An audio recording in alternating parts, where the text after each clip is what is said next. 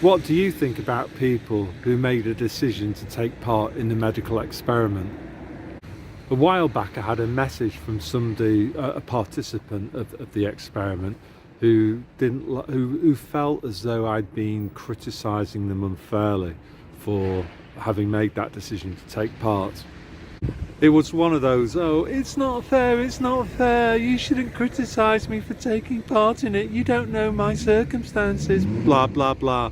You shouldn't criticise me for selling the rest of you down the river. And that's the bottom line. By you choosing to take part, by you complying with the medical experiment, you made life incredibly tough for the rest of us. You sold us down the river. That's what your compliance did to us. Just imagine how different things would have been had, I don't know, 75, even 80% of us refused to take part in the medical experiment. The lockdowns certainly would have ended far sooner, and that would have saved thousands of small businesses from bankruptcy. But I dare say those that chose to comply with the experiment probably have never even given that a second thought, about how their actions affected innocent third parties like small businesses. What about school kids? If everyone had have refused to take part in the medical experiment, thousands of kids wouldn't have had their educations disrupted. So for the person moaning to me about, oh, you shouldn't criticise me for me choosing to take part in the medical experiment, I say, phooey, you should think really carefully about your actions. It's not that I don't hate you, but you actually need to recognise what your actions did to other people. Your decision to be weak and comply imposed severe costs on other people. Another example would be the care home workers who lost their jobs. Again, that wouldn't have happened if everybody had refused to take part in the medical experiment back in January 2021. The medical experiment would have ended before it began, and there would have been no coercion. Other people lost the opportunity to say goodbye to their loved ones, and again, none of this would have happened had you done what the rest of us did and not comply. You complied and you imposed costs on the rest of us. So you can't, I don't hate you. Please don't understand that I hate you, because I don't hate you, but I do feel angry and frustrated at what you did, and you need to be reminded constantly of what you did. The other myth that needs to be dispelled is that some people were in a position not to comply and others weren't, and that's nonsense. The truth of the matter is that we all faced the same external circumstances, and the difference was that some of us chose to respond in different ways to those same external circumstances, that same external environment. I know you don't like me pointing that out to you, but tough, I'm going to continue to point it out to you over and over again. Admittedly, there were worse people than you. I would include in this group, obviously, the NHS GPs. What they did was utterly despicable. Similar to the people that chose to take a job working in a vaccination centre, or people that had sons and daughters that took up jobs with the local council, checking that shops were displaying the right Coviet Union signage. Again, for crimes against humanity to happen, there needs to be an army of low-level enablers who are willing to sell their souls for a bit of money, and shame on you.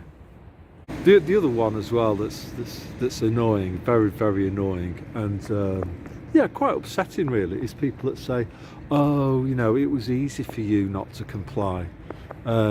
People will say, well, oh, I've got kids, oh, I couldn't, I had to go along with it, because I've got kids.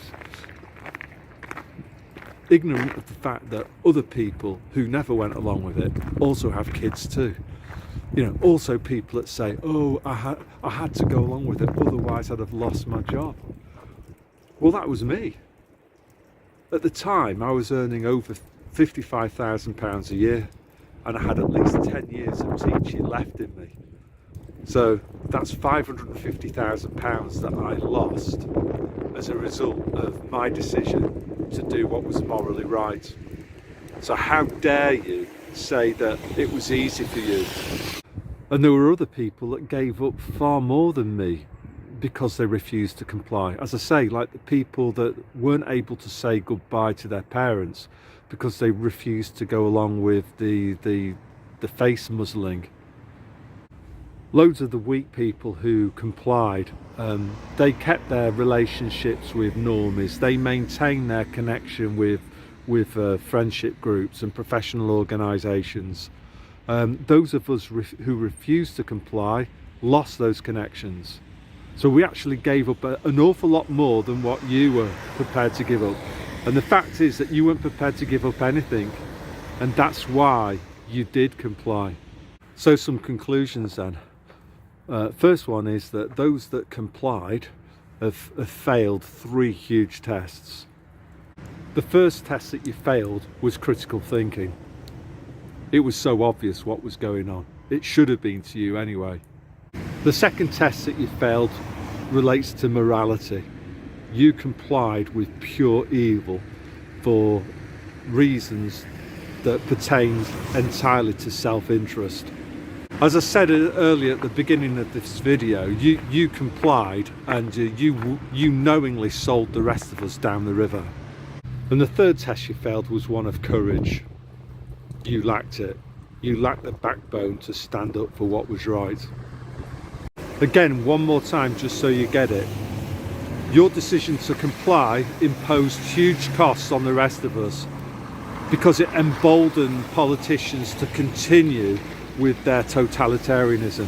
And had you not complied, this scam would have fallen at the first hurdle. So what's my message to those that complied, who are moaning about it? Well, it's quite simple. Stop moaning. Suck it up. What you did is what you did, and you can't rewrite history. Your decision to comply is what you did, and there were consequences attached to that.